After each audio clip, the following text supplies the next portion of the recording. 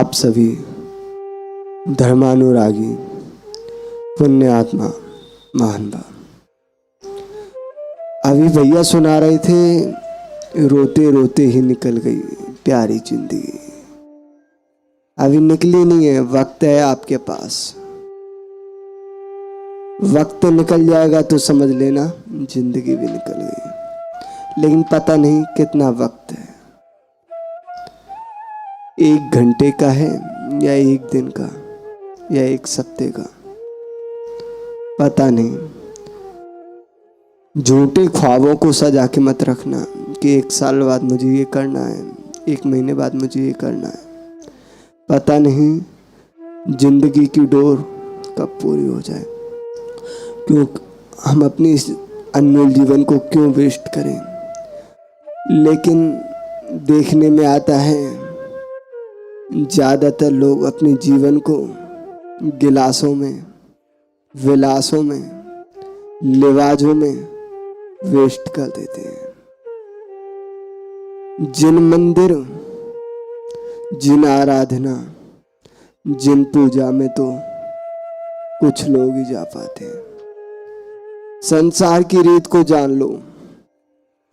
जो जिनेंद्र देव के दरबार में आता है, उनके चरण छूता है, दुनिया उनके चरण छूती है।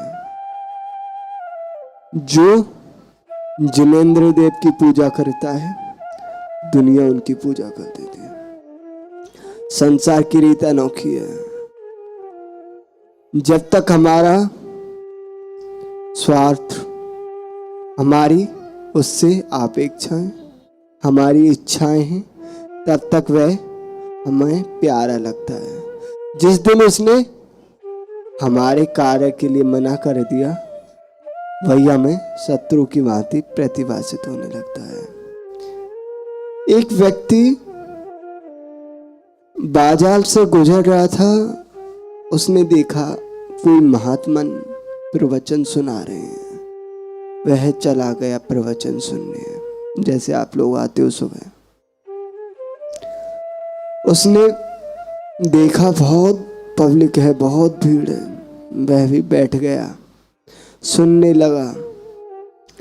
महात्मा जी कह रहे थे,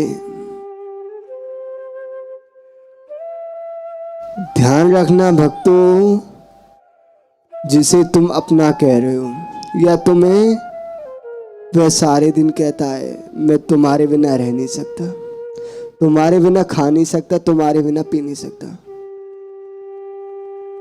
वह तुम्हारे लिए कुछ नहीं कर सकता। जो लोग अपने आप को हम दर्द बताते हैं, वही सबसे बड़े सिर दर्द होते हैं। ध्यान रखना। कौन होते हैं सिर दर्द?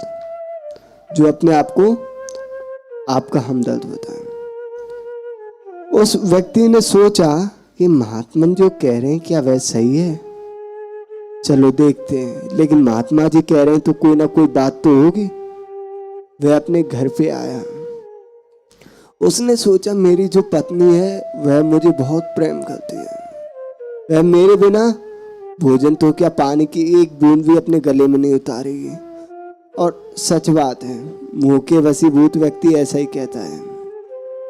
उसकी पत्नी भी कहती थी उससे हर समय, तुम्हारे बिना मेरा जीवन अधूरा है। जिस दिन तुम्हारा जीवन पूरा होगा, उसी समय मेरी जीवन लीला भी समाप्त हो जाएगी। बोले ठीक है। एक दिन उसने सोचा आज देखता हूं मेरी पत्नी मुझसे कितना प्रेम करती है। परीक्षा लेने की सोची।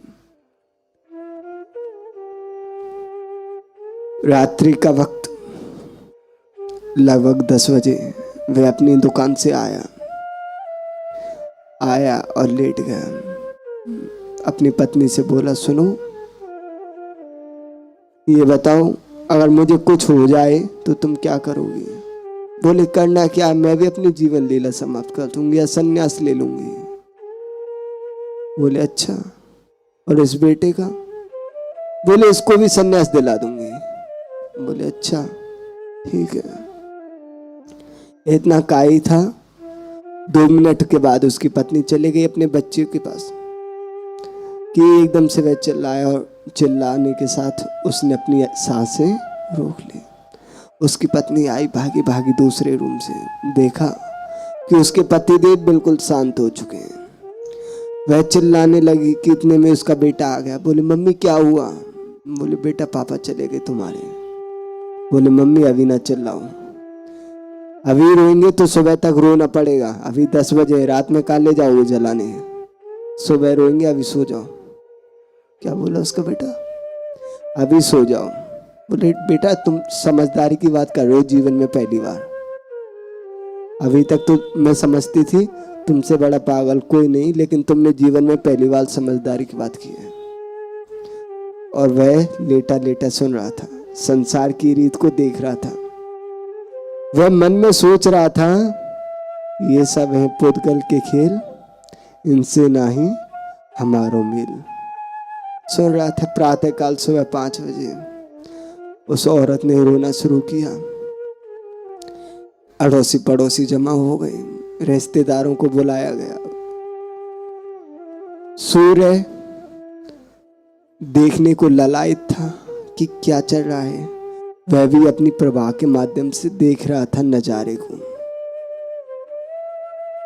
लोग ले जाने लगे तो अब एक समस्या आ गई।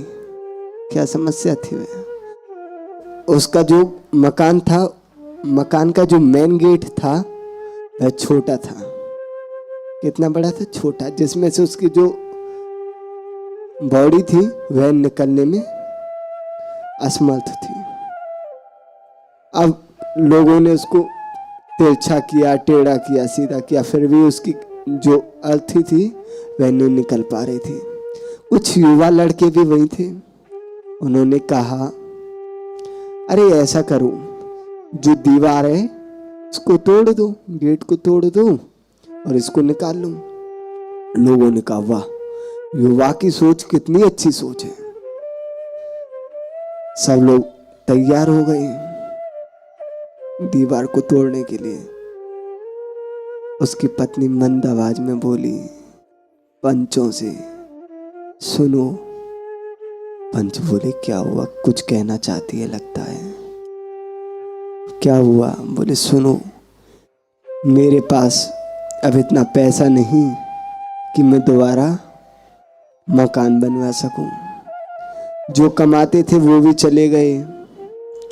अब बेटा है, इसका भी खर्चा कैसे चलेगा समझ में नहीं आता। और ये युवा लड़के कह रहे हैं गेट को तोड़ दो। रात को कुत्ते बिल्ली चोर वगैरह आएंगे और वो जो कुछ बचा उसको भी ले जाएंगे। फिर कैसे करेंगे? पंचों ने पूछा फिर क्या करें? ले जाना तो पड़ेगा जलाने के लिए, घर में रख नहीं सकते। बोले ऐसा करो, जलाने ले जा रहे हो ना? बोले हाँ। वहां पे वैसे भी जलाओगे तो जो पैर मुड़ नहीं रहे, इनकी वजह से जो रुकावट आ रही है, इनको तोड़ दो, कैसा रहेगा? उसकी पत्नी क्या बोली? इन पैरों को तोड़ दो ना, वहां पे ले जाके तो वैसे भी जलाना है। वह पति सुन रहा था, फिर भी लेटा रहा। लोगों ने कहा, युवा लड़कों ने, वाह कितनी अच्छी सलाह दी है। तो पंच बोले अभी तुम्हारी सलाह को ये अच्छी मान रही थी, अब तुम इसकी सलाह को अच्छी मान रहे हो। इसलिए ध्यान रखना, युवा का जोश और वृद्ध की सोच जहां होती है वहां कार्य जल्दी हो जाता है। लोगों ने कहा ठीक है। कुल्हाड़ी मंगाई गई युवक के पैर काटने के लिए। अब तो युवक सुन रहा था। जैसे कुल्हाड़ी पास में आई, उसने अंगड़ाई ली और खड़ा हो गया। बोले देख लिया मैंने अपनी पत्नी को, अपने बच्चे को, कौन कितना प्यार करने वाला है। जब तक मैं इनके लिए कर रहा था तो ये मेरे थे, और मैंने ये मरने का नाटक किया तो इनके लिए मैं पराया हो गया। महान भाव यही है संसार की रीत। ध्यान रखना, कोई साथ दे या ना दे, बच्चे पत्नी बेटी बेटा कोई भी, कोई साथ दे या ना दे, खुद से बढ़कर हमारा हमसफर कोई नहीं होता। अपने आप पे भरोसा रखो। जब भी कोई गलत क्रिया, गलत कार्य करने को मन करे तू मन से बोलना है, रे मन क्या कर रहा है, जो कर रहा है इसका फल तुझे ही भोगना पड़ेगा। ये तेरी पत्नी, तेरे बच्चे, तेरी बेटी, तेरा भाई बहन नहीं भोगेगा, तुझे ही भोगना पड़ेगा। अपने मन को समझा लेना, मन समझ जाएगा। समय भी अपनी समय सीमा पे पहुंच चुका है। ज्यादा